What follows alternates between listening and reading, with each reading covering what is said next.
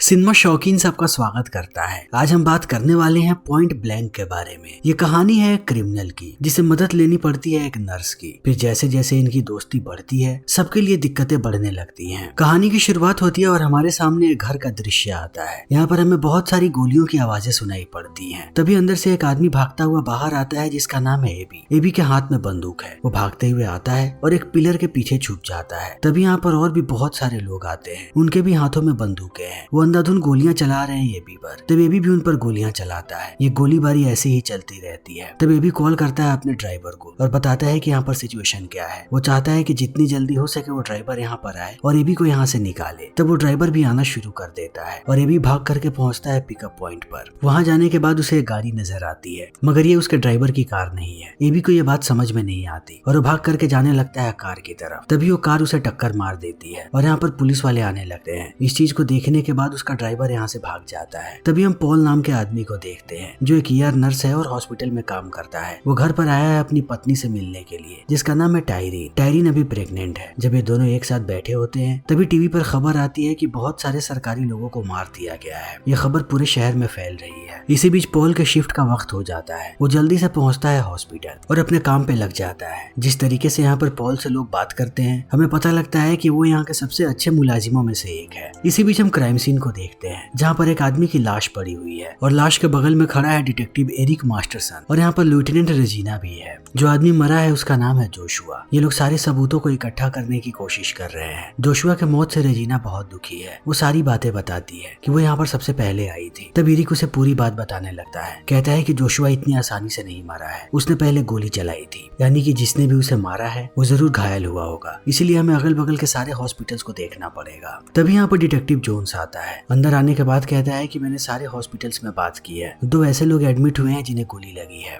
इस बात को सुनते ही ये सारे लोग निकल पड़ते हैं उन मरीजों से बात करने के लिए। तभी हमारे सामने हॉस्पिटल का दृश्य आता है। यहाँ पर हम पॉल को देखते हैं। पॉल के सामने ये भी बेहोश पड़ा है। वो उसके पूरे रिपोर्ट को देख रहा है। तभी एक पीछे से आदमी आता है और हमला कर देता है पॉल पर। बहुत देर तक इनके बीच लड़ाई होती रहती है। थोड़ी देर के बाद वो पॉल की चीजों को छीन करके यहाँ से भाग जाता है। पॉल जब तक अपने आप को संभालता तब तक वो यहाँ से निकल जाता है। फिर यहाँ पर आती है लेफ्टिनेंट रेजिना। उसे ये सारी वारदात पता लगती है कि पॉल के साथ क्या हुआ है। वो उससे पूछताछ करना शुरू कर देती है। पॉल अपनी पूरी बात बताता है। तब रेजिना उसे अपना कार्ड देती है कि अगर कोई भी दिक्कत हो तो उसे सीधा कॉल करे। सारे स्टाफ्स ने देखा है कि पॉल के साथ क्या हुआ है। वो कहते हैं कि पॉल आज की छुट्टी ले ले और अपने घर चला जाए, अपने पत्नी के साथ समय बिताए। तब पॉल यहाँ से निकल जाता है, आता है टायरीन के पास और उसे पूरी बात बताता है कि आखिर आज क्या हुआ है। ये बातें बताने के बाद वो जैसे ही बाथरूम की तरफ जाता है फिर से वही आदमी उसके सर पर हमला करता है। तब पॉल नीचे गिर जाता है जमीन पर। तब वो आदमी दोबारा उसके सर पर मारता है और पॉल बेहोश हो जाता है। थोड़े समय के बाद जब उसकी आंखें खुलती हैं तब वो देखता है कि उसका फोन बज रहा है। फोन उठाते ही उसे उसी आदमी की आवाज सुनने को मिलती है। वो आदमी कहता है कि ये भी मेरा भाई है, मैं हॉस्पिटल में उसे छुड़ाने आया था लेकिन तुमने मुझे रोक दिया। तुमने जानबूझ के अपने आप को इन सब में डाला है, तो अब तुम मेरा काम करोगे। मैं हॉस्पिटल में वापस दोबारा नहीं जा सकता। तुम मेरे भाई को वहाँ से बाहर निकालोगे। अगर तुमने ऐसा नहीं किया तो मैं तुम्हारी पत्नी को मार दूंगा। इतना कहने के बाद वो फोन काट देता है। तो पॉल सीधा वापस आता है हॉस्पिटल में। वो बार बार रेजिना के कार्ड को देख रहा है। तभी उसे दोबारा उसी आदमी का मैसेज आता है। वो कहता है कि उसे अपना भाई वापस चाहिए। अगर पॉल ने कोई भी चालाकी करने की कोशिश की तब वो उसकी पत्नी को मार देगा। अब पॉल परेशान होने लगता है। उसे उल्टियां भी होती हैं। वो अपनी पत्नी से बहुत प्यार करता है। वो नहीं चाहता कि उसकी पत्नी किसी किस्म की कोई भी दिक्कत में आए। वो प्रेग्नेंट है, अभी उसका ख्याल रखने की जरूरत है। पॉल प्लानिंग करने लगता है कि वो कैसे एबी को यहाँ से बाहर निकालेगा।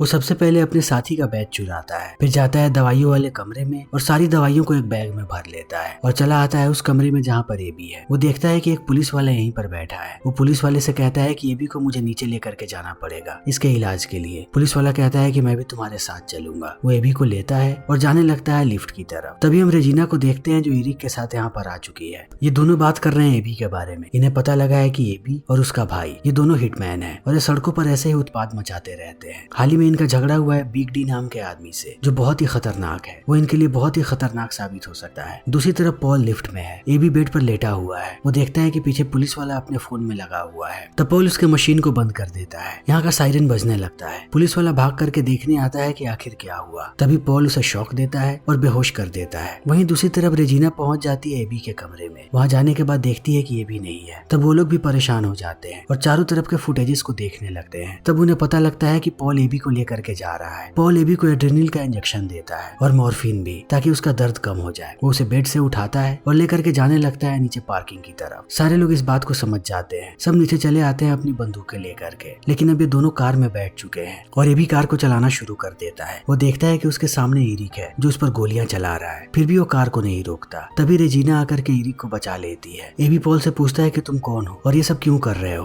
पॉल कहता है कि मैं बस एक मामूली नर्स हूँ। तुम्हारे भाई के पास मेरी पत्नी है जो प्रेग्नेंट है। वो मुझे धमकी दे रहा है कि अगर मैंने तुम्हें सही सलामत यहाँ से बाहर नहीं निकाला तब वो मेरी पत्नी को मार देगा। ये बात एबी को बिल्कुल भी पसंद नहीं आती। वो कहता है कि मेरे भाई का नाम मटियो है। वो सीधा उसे कॉल करता है और कहता है कि ये बिल्कुल गलत है, तुम्हें इसकी पत्नी को किडनैप नहीं करना चाहिए था। वो प्रेग्नेंट है, तुम उसका अच्छे से ख्याल रखोगे, चाहे कुछ भी हो, उसे कोई भी दिक्कत नहीं होनी चाहिए। फिर वो पॉल को कहता है कि क्या तुम अपनी पत्नी से बात करना चाहोगे। तो पॉल कहता है कि हाँ। एबी उसे फोन दे देता है। पॉल थोड़ी देर तक बात करता है टायरिन से। उसी बीच फोन कट जाता है। तब हम टायरिन को देखते हैं जो मेटियो से बात करती है और बताती है कि मेरे पेट में दर्द हो रहा है, मुझे लेटना पड़ेगा। फिर मेटियो उसके सीट को खोलने लगता है। तभी वो मटियो पर हमला करती है और भागने की कोशिश करने लगती है। मटियो उसे वापस लेकर के आता है गाड़ी में और बंदूक तान करके कहता है कि मेरे साथ ये करने की दोबारा कोशिश मत करना, तुम्हें पता भी नहीं है कि मेरा दिमाग कितना ज्यादा खराब है। वहीं दूसरी तरफ एबी आता है एक पुराने घर के पास। वो पॉल को गाड़ी में छोड़ता है और खुद चला जाता है अंदर। पॉल बाहर ही खड़ा है। वो बार बार रेजिना के कार्ड को देख रहा है। तभी हम रेजिना को देखते हैं जो इरिक से बात करती है और कहती है कि आखिर ये दोनों भाई करना क्या चाहते हैं, एबी ये सारी चीजें क्यों कर रहा है। तब इरिक उसे पूरी कहानी सुनाना शुरू करता है कि एबी का भाई मटियो जेल जाने वाला था, वो भी 10 साल के लिए। तब एबी ने डील किया जोशुआ के साथ अपने भाई को बचाने के लिए कि वो उसे जेल से बचाए। बदले में एबी सारे करप्ट पुलिस वालों को मार गिराएगा और ये शहर फिर से ठीक हो जाएगा। लेकिन उससे पहले ही जोशुआ की मौत हो गई और सारी चीजें खराब हो गई। तभी हम एबी को देखते हैं जो आता है पॉल के पास और कहता है कि अब तुम घर जाओ, मैं अपने भाई के पास जाऊंगा, फिर तुम्हारी पत्नी तुम्हारे पास पहुंच जाएगी। इतना कहने के बाद वो जाने लगता है। लेकिन पॉल इतनी आसानी से नहीं छोड़ने वाला एबी को। वो उसके पीछे पीछे जाता है मगर एबी कहता है कि यहाँ से वापस जाओ, बहुत ही ज्यादा खतरा है यहाँ पर। तभी पॉल उसके पैर के पास गोली चलाता है और कहता है कि तुम अभी भी पूरी तरीके से ठीक नहीं हो, तुम्हारी तबीयत कभी भी खराब हो सकती है, तुम्हें मेरी जरूरत पड़ेगी। अब एबी अपने साथ रख लेता है पॉल को। ये दोनों पहुंचते हैं एक स्टेशन पर। एबी कॉल कर देता है मटियो को। मटियो के साथ ही टायरिन है। ये दोनों मिलने वाले होते हैं। लेकिन थोड़ा अंदर जाने के बाद एबी को एहसास होता है कि ये सब कुछ बस एक ट्रैप है। यहाँ पर बिग डी के लोग आ चुके हैं और वो कुछ भी कर सकते हैं। वो मटियो को कहता है कि यहाँ से भागो। तभी मटियो देखता है कि टायरिन भाग रही है। वो भी भागता है टायरिन के पीछे, उसे पकड़ता है और कार में बंद करके कार से भागने लगता है। लेकिन अभी भी सारे लोग उसका पीछा कर रहे हैं। वो भागते जाता है और ये लोग पीछा करते रहते हैं। तभी टायरिन के पेट में दर्द शुरू हो जाता है। दूसरी तरफ हम एबी और पॉल को देखते हैं जो भाग रहे हैं।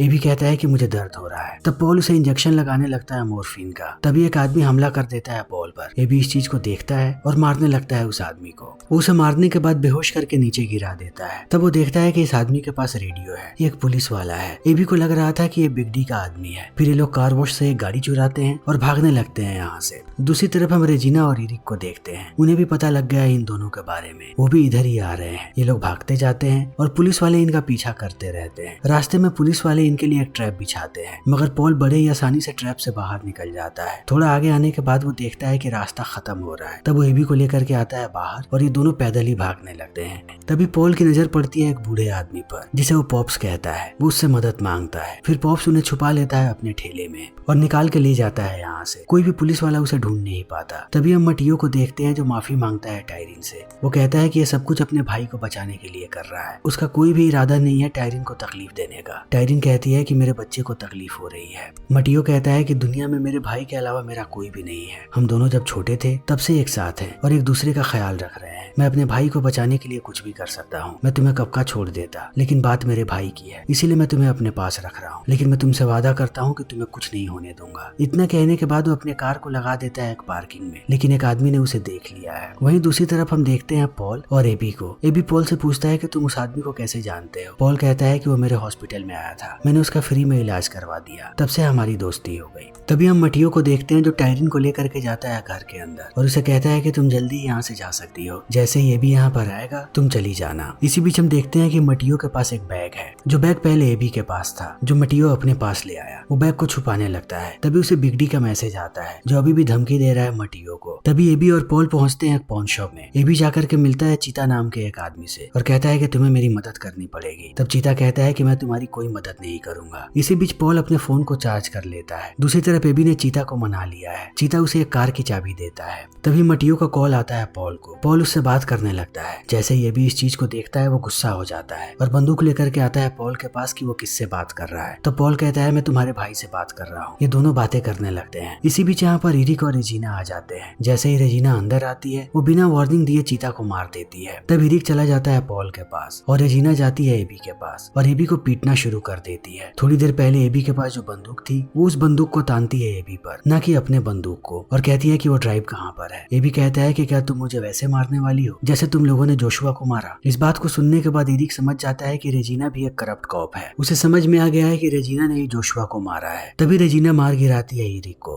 तब रेडियो पर हमें पता लगता है कि सारे के सारे पुलिस वाले यहाँ पर आ रहे हैं। तभी जोन्स अंदर आता है। रेजिना उसे पूरी कहानी बताने लगती है कि जोन्स पुलिस वालों को क्या कहानी बताएगा। जोन्स भी एक करप्ट कॉप है। वो जोन्स को कहती है कि यहाँ के सारे सबूतों को मिटा दो और एबी को भी मार गिराओ। मैं बाहर जाती हूँ पुलिस वालों को रोकने के लिए। तब जोन्स बंदूक तान देता है एबी पर, लेकिन वो एबी को मारता उससे पहले पॉल मार देता है जोन्स को और उठा करके भागने लगता है एबी को यहाँ से। तभी रेजिना अंदर आती है। जब वो देखती है कि ये दोनों गायब हैं, वो समझ जाती है कि उसकी समस्या अब बढ़ने वाली है। दूसरी तरफ हम मटियो को देखते हैं जो परेशान हो रहा है क्योंकि टायरिन का लेबर पेन शुरू हो गया है। वो टायरिन को कहता है कि मैं तुम्हारी कैसे मदद कर सकता हूँ। टायरिन कहती है कि मुझे हॉस्पिटल जाना पड़ेगा। मटियो कहता है कि मैं अपने भाई से बात करता हूँ, एक बार उसे बता दो फिर हम हॉस्पिटल जा सकते हैं। जैसे ही वो बाहर कॉल करने आता है एक आदमी गोली मार देता है मटियो को। तब टायरिन छुप जाती है। वो मटियो को पीटता है और दोबारा उस पर गोली चलाने वाला होता है। तभी टायरिन हमला कर देती है उस आदमी पर मटियो को बचाने के लिए, लेकिन वो आदमी दोबारा बंदूक तानता है टायरिन पर। तब टायरिन पीछे हट जाती है और वो मटियो को मार गिराता है। दूसरी तरफ हम देखते हैं पॉल और एबी को। पॉल अब गाड़ी चला रहा है और बहुत ही परेशान है क्योंकि आज उसने एक पुलिस वाले को मार दिया। तभी ये लोग घर में चले आते हैं जहाँ पर मटियो अपनी आखिरी सांसें ले रहा है। तब पॉल उसका इलाज करने लगता है। वो कहता है कि मटियो का बहुत ज्यादा खून बह गया है, शायद हम उसे बचा नहीं पाएंगे। तब मटियो कहता है कि वो लोग तुम्हारी पत्नी को ले गए, मैं उन्हें रोक नहीं पाया। फिर ये भी उसे गले से लगा लेता है और मटियो अपना दम तोड़ देता है। इन चीजों को देखने के बाद पॉल को एहसास होता है कि दोनों भाई ही एक दूसरे का सहारा थे। बचपन से इन दोनों ने ही एक दूसरे को बचाया था। अब ये भी अकेला हो गया इस दुनिया में। तभी दूसरी तरफ हम रेजिना को देखते हैं। जिस आदमी ने मटियो को मारा है वो टायरिन को लेकर के जाता है रेजिना के पास। ये सारे करप्ट कॉप है। रेजिना कहती है कि तुम्हें सारे सबूतों को मिटाना पड़ेगा। दूसरी तरफ अब एबी अपनी पूरी तैयारी कर रहा है। वो उस बैग को बाहर निकालता है और अंदर से बंदूकें निकालने लगता है और ड्राइव भी। तब पॉल उससे पूछता है कि आखिर तुम क्या करने वाले हो। एबी कहता है कि शहर में जितने भी करप्ट कॉप्स हैं मैं सबको मार गिराऊंगा आज। पॉल कहता है कि तुम ऐसा नहीं कर सकते। एबी कहता है कि सिर्फ एक यही रास्ता है, तभी ये लड़ाई खत्म होगी और तुम्हारी पत्नी भी बच पाएगी। पॉल कहता है कि हम सबूतों को कहाँ से लाएंगे, अगर तुमने उन लोगों को मार दिया तब तुम हमेशा के लिए जेल चले जाओगे। हमें पॉन शॉप जाना पड़ेगा और वहाँ से वो सीसीटीवी फुटेजेस निकालने पड़ेंगे जब रेजिना ने इरिक को मारा था। फिर ये लोग प्लानिंग करने लगते हैं। दूसरी तरफ हम रेजिना को देखते हैं जो बात कर रही है टायरिन से। वो टायरिन को कहती है कि तुम्हारे पत्नी ने मेरे आदमी को मारा है, अब वो जिंदा नहीं बचने वाला। तभी ये भी पहुंच जाता है बिग डी के पास और बिग को वो पैसे दे देता है। बिग जब सारे पैसों को चेक करता है तब कहता है कि ये पैसे काफी नहीं है, तुमने हमें बहुत परेशान किया है। वो अपने आदमियों को कहता है कि वो इन दोनों को मार दे। तभी ये भी वो पेनड्राइव बाहर निकालता है। ये सारे लोग डर जाते हैं, उन्हें लगता है कि ये कोई बॉम्ब है। ये भी कहता है कि इसके अंदर बहुत सारी जानकारियां हैं। शहर में जितने भी करप्ट कॉप्स हैं उन्होंने कब किससे कितने पैसे लिए, उनके अकाउंट्स के डिटेल्स और सारे मनी ट्रांसफर्स सब के सब इसी में है। ये एक खजाना है। ये चीज बिग डी को अच्छी लगती है। वो इन्हें कहता है कि अंदर आ जाओ, हम कुछ प्लानिंग कर सकते हैं। तभी हम रेजिना को देखते हैं जो टायरिन को देख करके कहती है कि तुम कभी भी अपने बच्चे को जन्म दे सकती हो, तुम्हारे पति को यहाँ पर होना चाहिए, तभी मैं उसका काम तमाम कर पाऊंगी। वो कॉल करती है पॉल को और यहाँ के कोऑर्डिनेट्स बता देती है कि पॉल यहाँ पर आ जाए। लेकिन ये दोनों अब बैठे हुए हैं बिग के साथ और अपनी प्लानिंग कर रहे हैं कि ये लोग वहाँ पर कैसे जाएंगे। बिग कहता है कि पहले मुझे पूरी सच्चाई जाननी है कि आखिर ये सब हो क्या रहा है। तब ये भी पूरी कहानी बताना शुरू करता है कि मेरे भाई को 10 साल की सजा होने वाली थी। तब मैंने एक डील किया कि मैं शहर के सारे करप्ट पुलिस वालों को बेनकाब कर दूंगा। जोशुआ ने मुझे अपने घर पे बुलाया इस ड्राइव को देने के लिए। मैं रात में चला गया उसके घर पे। जैसे ही मैं घर के अंदर दाखिल हुआ मैंने देखा कि जोशुआ की लाश पड़ी है, मगर मुझे वो पेन ड्राइव मिल गई। तभी उसके कातिल आ गए वहाँ पर, यानी करप्ट पुलिस वाले, और वो सब मुझ पर गोलियां चलाने लगे। वो कोई सबूत नहीं छोड़ना चाहते थे, मगर मैं ड्राइव को लेकर के वहाँ से भाग गया। तब से मैं भाग ही रहा हूँ। बिग को सारी बातें समझ में आ जाती है। वो इन दोनों को पुलिस वालों के कपड़े देता है और कहता है कि अब हम अपनी प्लानिंग को स्टार्ट करेंगे। ये लोग पहुंच जाते हैं रोड पर, एक गाड़ी को पुश करते हैं और भेजने लगते हैं पुलिस वालों के कार की तरफ। फिर जो ड्राइवर है वो कार के अंदर आग लगा करके निकल जाता है। इनकी कार जाकर के टकरा जाती है पुलिस वालों की एक कार से और यहाँ पर एक बड़ा सा ब्लास्ट होता है। तब पॉल कॉल करता है 911 पे और बता देता है इस ब्लास्ट के बारे में। तब सारे पुलिस वाले यहाँ पर आने लगते हैं। रेजिना को जैसे ये बात पता लगती है वो भी यहाँ पर आ जाती है। इसी बिल्डिंग के अंदर उन लोगों ने टायरिन को रखा है। हम देखते हैं कि एबी ने पुलिस वालों के कपड़े पहन रखे हैं और पॉल ने नर्स के। फिर पॉल एबी को लेकर के अंदर जाने लगता है जैसे कि वो डॉक्टर है और घायल आदमी को लेकर के अंदर आ रहा है। अंदर जाते ही इन्हें रेजिना मिल जाती है। तब एबी रेजिना को पकड़ता है और लेकर के जाने लगता है उसके ऑफिस में। तभी पॉल को अपनी पत्नी की आवाजें सुनाई पड़ती हैं। वो भाग करके जाता है उसके पास। दूसरी तरफ रेजिना और एबी लड़ रहे हैं। जब रेजिना नीचे गिरती है तब वो सब कुछ बकना शुरू कर देती है। तभी हम उस करप्ट कॉप को देखते हैं जो हमला कर देता है पॉल पर। इन दोनों के बीच बहुत देर तक लड़ाई होती है, लेकिन अंत में पॉल एक इंजेक्शन घुसा देता है उसके गले में। तब वो कॉप वहीं पर गिर जाता है। पॉल चला जाता है अपनी पत्नी के पास। दूसरी तरफ रेजिना सारे करप्ट कॉप्स के बारे में बता रही है कि इनकी तादाद कितनी ज्यादा है और इतनी आसानी से ये लोग सबको नहीं रोक पाएंगे।